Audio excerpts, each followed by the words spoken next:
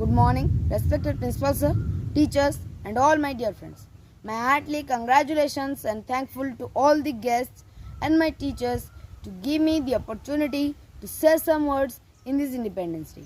On this tantalizing morning of this holiday, with patriotic fervor and pride, we are celebrating 77th Independence Day with immense respect and love for our motherland. Today, we all gather here to attend the Independence Day, which is granted by our forefathers who fought for our freedom.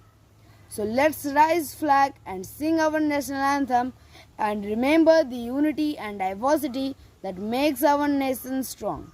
Long years ago, some great Indian leaders like Mahatma Gandhi, Subhash Chandra Bose, Bhagat Singh, Rani Lakshmibai and many others sacrificed their life to give freedom our country.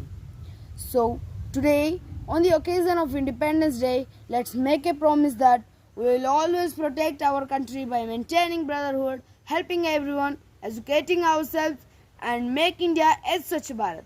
Jai Hind, Jai Bharat. Thank you.